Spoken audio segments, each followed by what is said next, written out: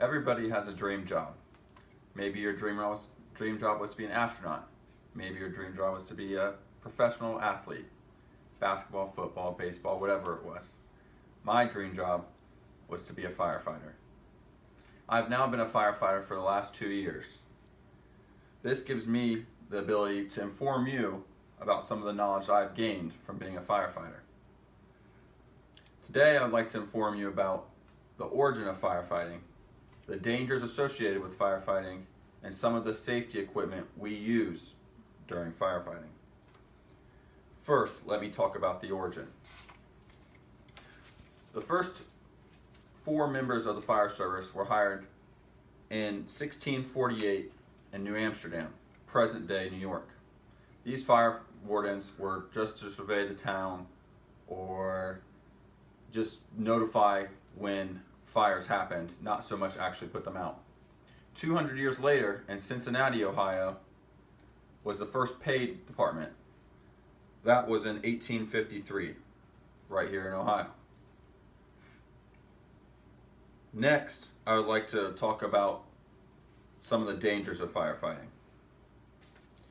Unfortunately, the fire service reacts. And what I mean by the fire service reacting is when a catastrophic event happens, the fire service makes changes to cope with that event. For example, the Iroquois Theater fire in 1930. According to Chicago Post, 602 people were killed in that fire.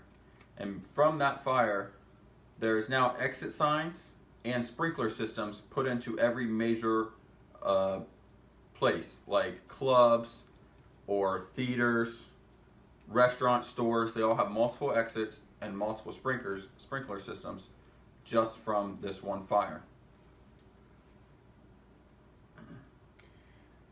Also, according to the NFPA, the deadliest fire event ever was 9/11. Now, we've all are familiar with 9/11 in some way or another. Maybe you were alive then and saw it happening on the news, or maybe you were in school, or maybe you've just seen videos of it.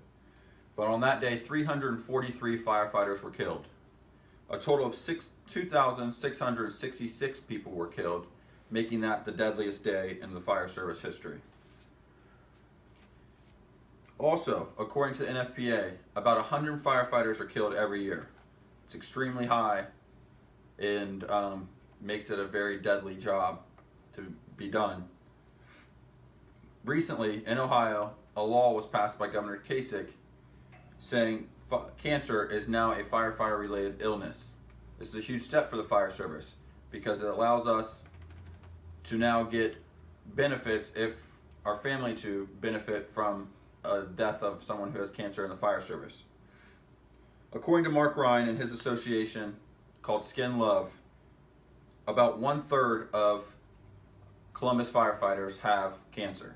That is an extremely high number considering that the general public's percentage is about 12% of people with cancer. It's obvious that the stuff that's burning in houses is very deadly. Carcinogens and the plastics that are burning get to the body a lot faster and injure firefighters. Now that we've talked about some of the dangers of firefighting, I'd like to show you some of the ways we can keep ourselves safe. Safety equipment. Safety equipment we refer to as PPE, personal protective equipment. This includes things as helmets.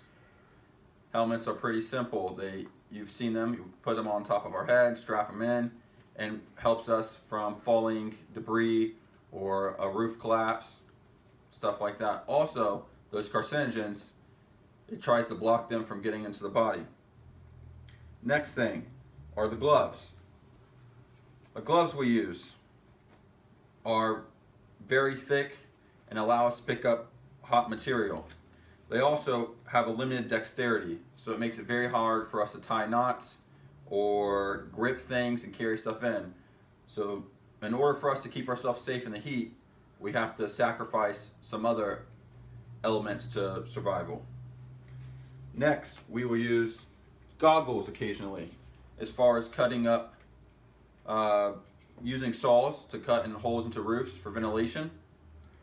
There's many different kinds of eye protection. This is just an example of one. but this is one you would use when using a saw or any other type of equipment that sparks could fly up just to protect you from the eye. We also have our boots. The boots are about knee high on most people, steel toe, and allow us to step and walk through just about anything. We can step on glass or anything like that, and allows us to step on burning debris inside fire. Now, let's review all what we've talked about. We've talked about the origin of fire and the history of how it started. We've also talked about the dangers and some safety equipment we've used to keep ourselves safe. Now that you are more knowledgeable about this fire service, next time you see those flashing lights, you'll have a better understanding of what we're about to get ourselves into.